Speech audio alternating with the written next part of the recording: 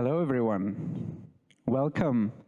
Welcome to that very, very interesting discussion we'll be having today, because I think it's a conversation that really matters as the AI narrative has kind of shifted.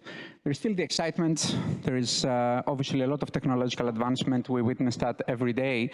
But I think what leaders are asking for is a more concrete question, which is, what am I getting? Like, what is not a demo, is not a prototype, but what is the real operational impact inside my company? And obviously, we have seen that many companies are actually discovering that realizing AI potential and translating that into everyday productivity is harder than we think. So my name is Pavlos Konstas. I'm a fellow at Harvard University and an associate partner at IBM. And I've advised a number of clients on AI strategy, but more importantly, I've seen what it means from the inside through our own client zero transformation, which had realized over $5 billion in productivity savings, and it wasn't easy. So that experience saw one thing, which is AI creates value only when it gets the job done. And that requires a number of underlying factors, such as workflow redesign, data discipline, governance, and of course, some operational courage. That's why I'm extremely delighted to chair this panel today, because we have 4 leaders here that each of them is going to paint their own picture around that ROI puzzle. And hopefully we're going to share a clearer picture on what's real today, and more importantly, what's going to matter over the next 12 months. Let me present my fellow panelists. From my left to right, we have Peggy Antonakou, General Manager for Southeastern Europe at Google, George Tsarouchas, CEO at Dialectica, Bannerman, former partner at McKinsey & Company and innovation leader, and Andreas Papadakis, the CEO of Archeiothiki. So let's jump straight into it, and I'll start with Peggy. So Peggy, let's look at it from the top of the funnel. Like from Google's perspective, where do you see organizations actually realizing ROI today, and what might be preventing them from scaling as fast as they would want? First of all, let me say it's a pleasure to be here. It was 2019 when we hosted here AI Summit for the first time in Greece, 2019. So it's discussion that's been happening for a while, and it's really nice to see now that, first of all, everyone thinks it matters, like to them individually or to them as a company or to them as a state or an organization. And second is that we're going into the more specifics, right? Because a few years ago, it was mostly a promise. But now I think we see that this is going to change our world. We hosted a few months ago Demis Hassabis, who is the CEO and founder of DeepMind, and also he has received a Nobel Award for his work in chemistry. And I think what he said, and I always use this now because I think it gives us a sense that AI is going to be 10x the intensity and 10x the speed of the Industrial Revolution. So 10 by 10 is 100, and if we know what the Industrial Revolution meant, I think we can do the math on what AI will mean. Now, to your question, how do we capitalize on that benefit, right? First of all, let's all agree that we're still at the beginning. For I think the longest time, if someone heard the word, the term AI, would think of just chatbots. Hopefully by now we all realize that it's way much more than chatbots, and basically it enables a lot of the things that we do every day. So you need to basically do the basics, go on cloud, first of all, really make sure that your infrastructure is there, the network is there, the skilling is there, and then actually the strategic priority is there. Because one thing that we see is that all the research that we have agrees unilaterally that basically it will enhance productivity, GDP growth, at any level, Greece, EU, globally, but then of course at the company level. And then the question is, what do you do with this productivity gain? Because you can do the same with less, or you can do more with the same, right? And that is then a complete strategic decision, because we do know that there is right now a reward on companies that are using AI. I mean, from a kind of a public companies and perception and actually, stock price. The question is, are you actually using that technology for future proofing for growth? So I think the numbers are all there. The question is the strategy and the decision-making there, and the knowledge and understanding? Because, there's still a lot of fear and unknown, and there's also a lot of hype and like vibe coding, as they call it, right, the word of the year. But are we actually serving strategic, purposes for our businesses? Makes sense, and I totally agree with you. So that is a good segue actually to George, because I want to see, like, from a fast-growing company perspective, which is the one you're leading, like how embedding AI in day-to-day business operations effectively. What are the challenges that you see? Because it's more than chatbots, as Peggy said. It's effectively embedding technology to streamline operations. And what do you see being the strongest and most realistic sources to realize value? Thank you so much again for the invitation. I agree with many points that Peggy made. With the case of GenAI and AI in general, many believe, but few are prepared. So there is a lot of discussion, and if you ask CEOs, they say, 85 or 90%, they say that the number one priority is GenAI. But in reality, it's very difficult to disrupt corporate workflows and integrate AI in your operations. In general, the low-hanging fruit when it comes to AI is in places where there is a lot of information, too much human interpretation, because AI can standardize a lot of stuff, too many hands-off, a lot of data, and you can generate real productivity gains. But you need to have the right data and technology capabilities. You need to have clean data. You need to have the right data infrastructure. There are a lot of things that you need to have in place in order to be able to integrate AI in your daily operations. I think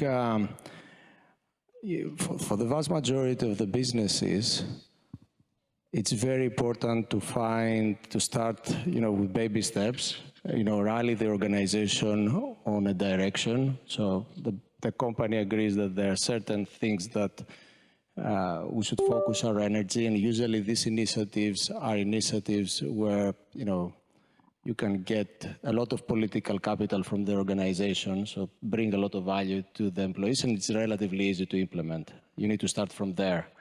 And then you need to have teams of very early adopters and then scale it up. So it requires a certain, not methodology, but a certain strategy in order to start implementing there. But without starting these small experiments, there is no way to do a needs assessment and understand what are the gaps that the business has and what are the challenges that you have to address in order to be able to integrate AI in your operations. In general, there are a lot of examples, right? Like if you think about the HR department of a company, of a big company, there are so many policies. Or if you think about a big industry, there are a lot of manuals with regards to how the machinery work, how different technologies work within a business, right? Creating a digital library is like a very simple thing that you can do and then apply AI. And then the bot can answer your questions. This saves a lot of time from HR professionals that they can, use to deliver value to the employees, and the engineer doesn't have to look at the manuals for hours in order to find the information. They can find the information and gain real productivity and create productivity gains immediately. So there are a lot of things, but you have to start from very small steps, like baby steps, and then rally the organization and then scale it up, I think, if you want to see tangibly productivity gains within your business.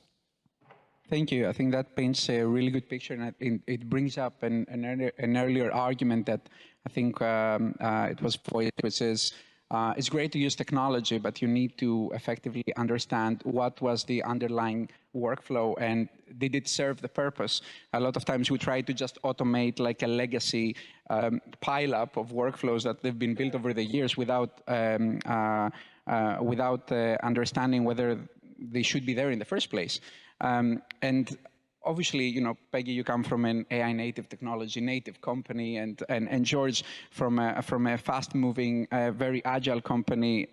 So I want to hear actually from Tay, and I want to do that because you've dealt with a number of clients, some of the largest companies which carry a lot of legacy, which carry a lot of backlog when it comes to this kind of transformation. So it's easier said than done. Oh yes, simplify your 20-step workflow into 5, or create like a manual for your underlying KPIs, for example. What would you say is the biggest gap between expectations of what these companies hope they will get out of technologies such as AI and where the reality is, and how do you try to bridge that gap, basically?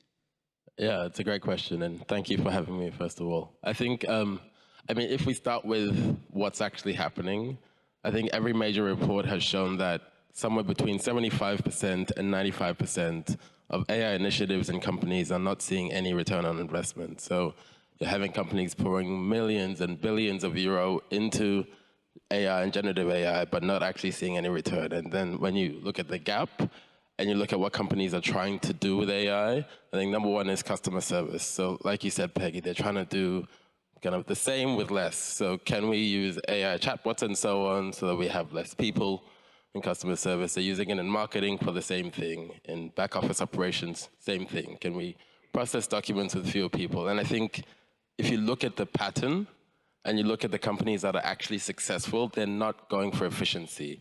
They're not saying, can we just, you know, use old processes, bring in technology and do less. They're saying, okay, we have this new technology.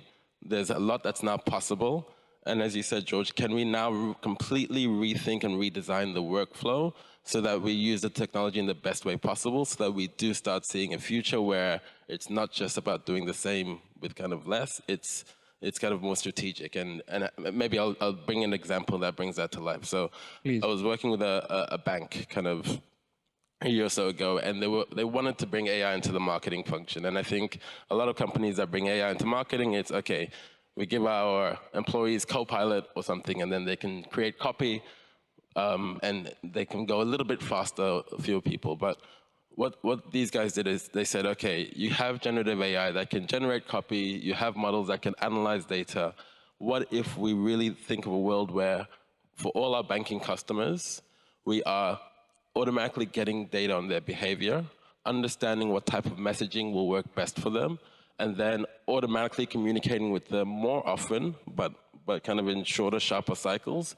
And we're completely reshaping the way that we communicate with customers because of the technology. And now the marketing people are much more strategic. They are focused on, okay, what are the right themes, what's going on in the market? And so they change the way they work because of AI, as opposed to just bringing in AI to change something incremental. Does that make sense? Yeah, it does. But I just want to, it's not necessarily a pushback, but it's like a follow-up. It's like, is this happening at the peril of user experience? Like, where is user experience in all this? Is it like, yeah, I'm going to automate my customer service, and instead of speaking to a human, you're going to speak to a bot? What is the process to ensure that the customer journey stays, you know, resilient, let's say, and joyful, if possible? It's true, and I think a lot of companies are also failing there. Who loves chatbots? No. So, I mean, it's a thing where I think there was also another study saying the companies that start with the user and they say, let's design the user experience first, are 9 times more likely to succeed with an AI initiative than the ones that don't. And so it's really going, okay, not what can we do with AI, but how can we design a new customer journey, and where it makes sense to use AI, only then do we use it. Yeah. Okay, makes sense, makes sense. I think, Andrea, you have a very interesting perspective, right? Because if we need to deep dive in the nitty-gritty of operational AI and, you know, inside the real workflows, I think Archeiothiki is a perfect example. So in your world, where it used to be a very document-heavy world, right? Even physical document heavy world, and where I think, measuring ROI can be quite, has a clearer path, let's say. Why do you think organizations are now shifting away from these endless POCs and effectively they want to deploy these systems that deliver this more predictable runway of gains? Thank you for the invitation. Thank you for being here. As you said, we are in the implementation business. So we take heavy processes and streamline these processes. We really believe that, let me go a little back. I used to be a consultant. Before founding Archeiothiki, I used to be a consultant just like they.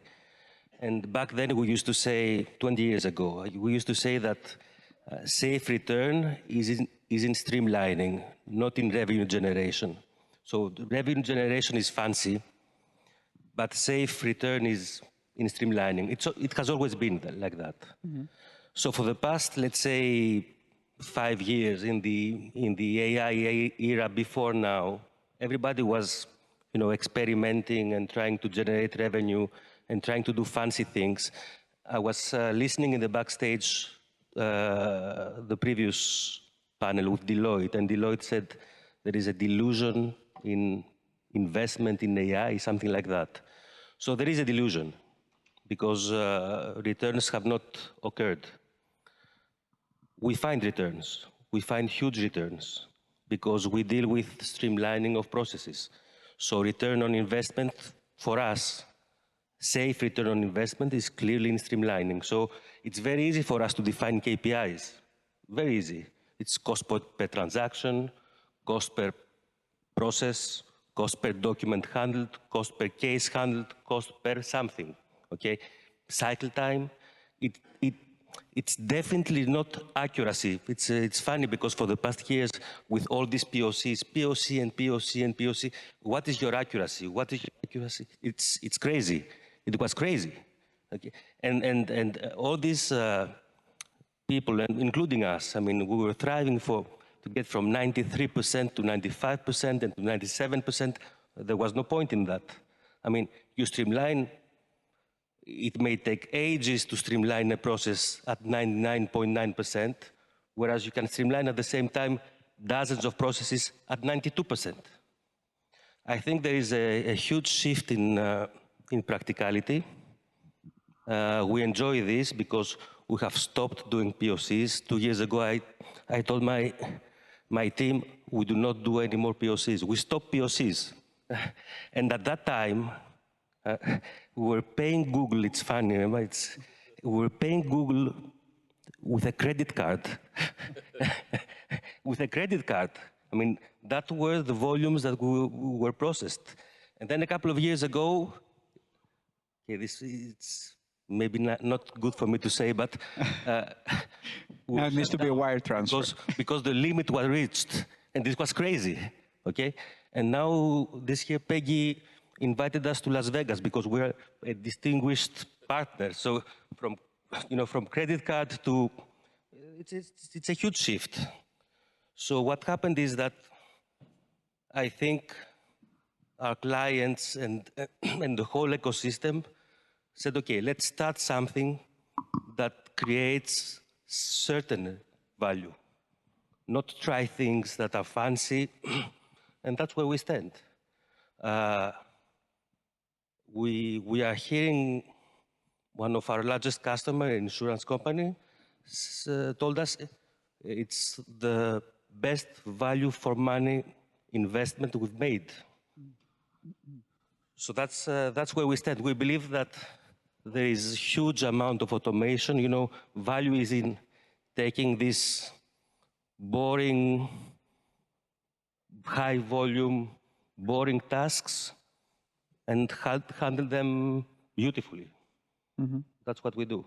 Okay. Can I ask you a question? Absolutely. So I'm really curious, what are you guys actually investing in? Is it just the AI models and tools, or are you also investing in things like adoption and education for your employees as well? Inside us or to the customer?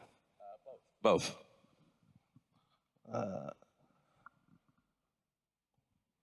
Actually, what we offer is something that is in the backstage. So the customers do know we have a platform, it's called AI Flows, it's in the backstage, nobody sees it. It just processes. Yeah. And it has a dashboard with the KPIs I mentioned before, cost per transaction, documents handled without human in the loop, straight put process percentage, basic operational KPIs that are linked to cost. So I really believe we're past the era of chatbot or copilot. It's very easy, it's very easy. And we go a bit deeper in the processes. Value is in the processes. I mean, certain value is in the processes. I mean, Peggy, even hearing the discussion so far, I see that a lot of the discussion is about cost savings. I mean, Google traditionally has been on the opposite side, right? It was actually affecting the top line. So that's one question to you, is basically where do you see AI affecting the top line, like the revenue augmentation side? And then we are in Europe, right? We're in a European country. I think we'd have a totally different discussion if we would have this discussion in the US. So when it comes to Europe, where do you see how would you see Europe navigating the tension between cloud capacity, digital sovereignty, the urgency to scale AI, and at the same time, a much more cautious approach and let's say a much more prone to regulation approach? So I'd love, if you can shed some light on these two areas for us. I will, but I will start from, because you read my mind in terms of cost savings, and I want to also bring in the creative side of things, right? And then we'll go into the Europe discussion. Sure. But there is this kind of back-end productivity, repetitive tasks, a lot of data, the obvious use, obviously. But we see, and I see it from where I see it also, a lot of, the frontline kind of doing more that you wouldn't do otherwise, that help your business either scale globally or, be in places. Like, for example, we see now clients that actually went to the NBA finals, like with an advertising, with a clip that cost them less than $20K in dollars. Like, with an actual advertised spot. That would never be possible, and a company of that size would never be able to actually advertise, in the finals of NBA or whatever, because the cost of actually producing that, and they do it with VIO, right? And actually, maybe a lot of us can, create like an online banner and branding campaign, and a lot of the things that normally you wouldn't be able to do it, especially if you are a small business, a startup, you're in emerging markets, there's like a disproportionate advantage or an opportunity there. It could be a threat, you can see it as a threat, but I see it as an opportunity, because normally you wouldn't have that access. Or, digital marketing campaigns, we now basically use AI to optimize these campaigns, because something happens, Taylor Swift gets engaged, and then the internet goes down, and there's just no way to predict or manually, input keywords into your campaigns to actually capture, what's happening, right? So we see all that part as well, and it's important to remember that this is the case. Now, in terms of Europe, I mean, we know that we're a bit behind on all this, but I do also want to call out that DeepMind is based out of London. And we're happy about that, because there is Europe needs to be part of the discussion, right? I want to talk briefly about the point on ROI on AI or the delusion of AI investment. I think somebody mentioned this.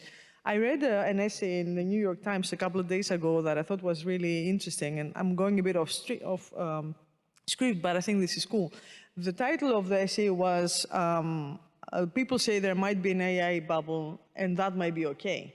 And the point that they were making was that, of course, there's plenty of companies that will do AI, maybe their capitalizations are a bit off there, maybe their funding is a bit off there, and then you have the hyperscalers basically with a race to the moon on AI, on AGI, on general AI.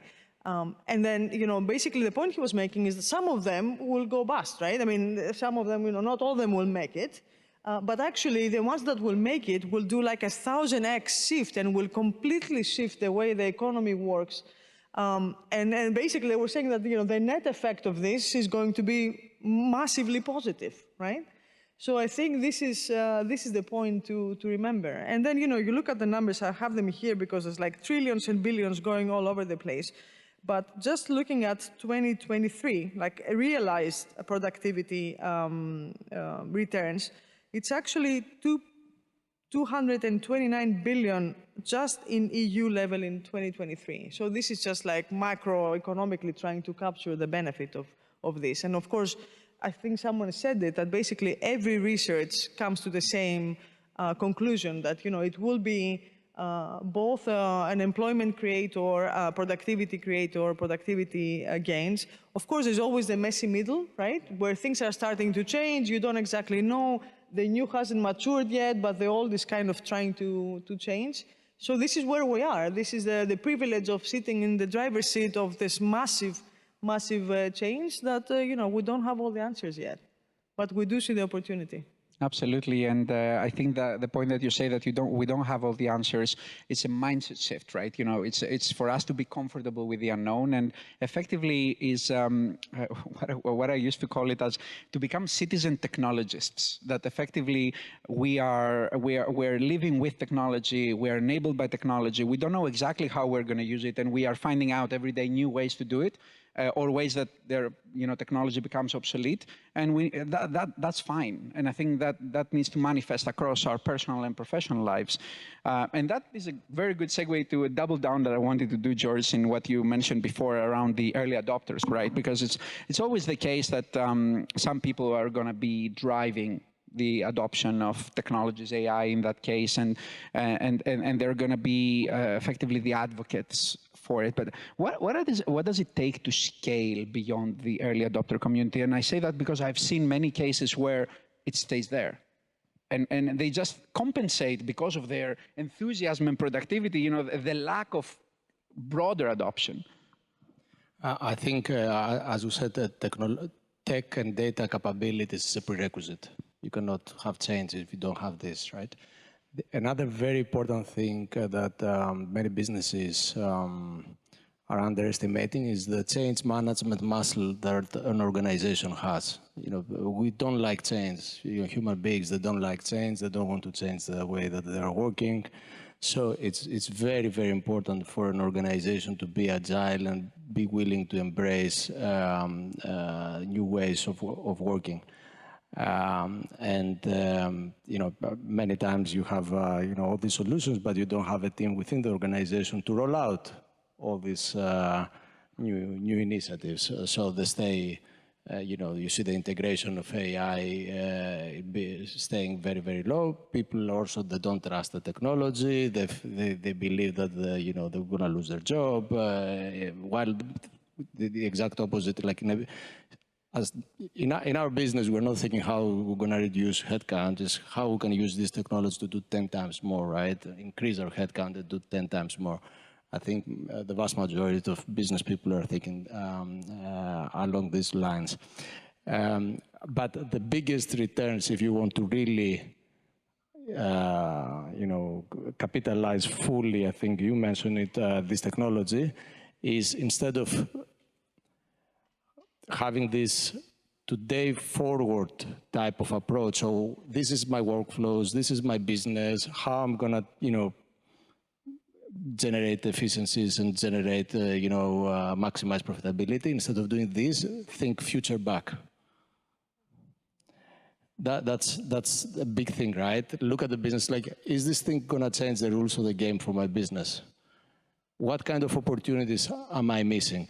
And we're going to see a lot of disruptions from young companies and startups because the big organizations, they won't be able to adapt. They won't be able, to move fast. Imagine a big bank that has spent billions of dollars to create its own CRM, et cetera, and then the people are going to the management of this bank and say, you have to throw this and reinvent ourselves. It's very, very difficult. But whenever because it takes a lot of courage to do it, whenever we did it within our company, this is where we saw the biggest returns. Thank you. That makes a lot of sense, and I think because we're all in the business one way or another of trying to drive organization towards adoption of technology, right? And speaking with CEOs and C-level executives to actually demystify what that looks like and where do you actually start. Tay, I mean, I'm conscious that we have a lot of these senior executives here today or watching us online. So I would love to see if you could give like a CEO or a C-level executive like a practical advice on how to unlock real value from AI, what would that be? Yeah, I think the most practical advice, and I've spent a lot of time with kind of many CEOs from banks and so on all across Europe. And I think the practical advice stems from a piece of research I saw, this was a couple of months ago, that said, last year, around 46% of generative AI initiatives were killed by enterprises, meaning they built a proof of concept or something and they couldn't scale for whatever reason, and so they had to shut down the initiative. But when you look at the ones that were successful, I think the difference is they start with a clear understanding of the problem they're trying to solve. So go to your employees, really understand where are the friction points, where are the real opportunities, because the people sitting in the office, the people that are experiencing it day to day, they're the ones who are really going to say, here are the biggest opportunities for us to actually use AI to change things for the better, as opposed to starting with kind of, you know, a table of use cases that a consultancy has given you. Sorry. I'm with you 100%, and it reminds me a lot of the MIT report that my professor at MIT, Ramesh Raskar, put out earlier the year that said effectively, you know, like a lot of these initiatives that you look about AI, they yield nothing, and effectively the way that AI gets trained is not as you think, and there is a big gap between nuance and inference and all the other metrics that they, you know, we do see at the top line, but we don't actually track to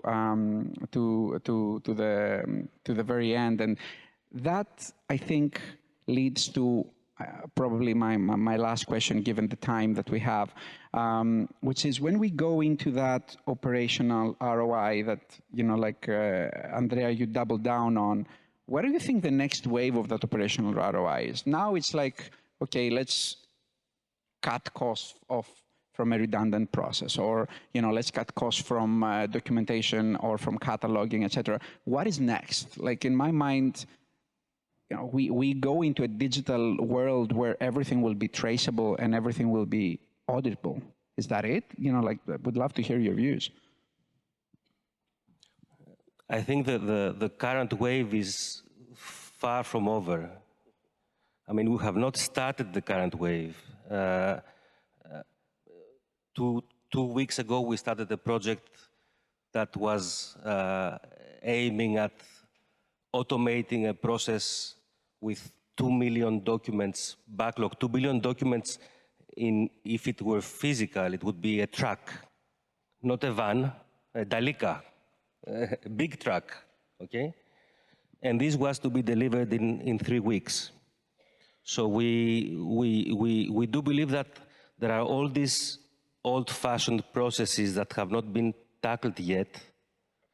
We call them, what we do is okay to something, okay to pay, okay to get paid, okay to smile, okay, you know, you ingest information and then you need a decision. This is the decision pipeline. It's, you start from unstructured information, you structure it, and AI proposes what to do. Now, what is needed is clear. We are not, you know, GenAI fanatics. We do believe in rule-based decision. We do believe that GenAI will complement rule-based decision. We do believe that human in the loop and human governance is still important. All our processes have human in the loop, and it's important for compliance purposes, for traceability, for auditability. So we need clear rules for governance reasons, and human in the loop where necessary. Now, in the future, this line where human is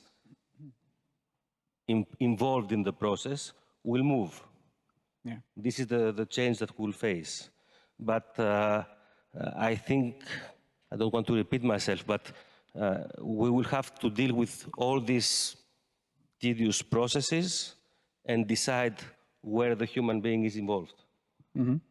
Then if I have like literally a 40-second response, like from all of you, like in 1 year from now, what do you think is going to be the KPI that matters? Like what would be the one thing that organizations will be tracking when it comes to realizing benefit from technology and particularly artificial intelligence? And I know that you see from different lenses, so I would love to see that different view of the world. What would be that one thing that will determine whether it's AI is successful or not for an organization?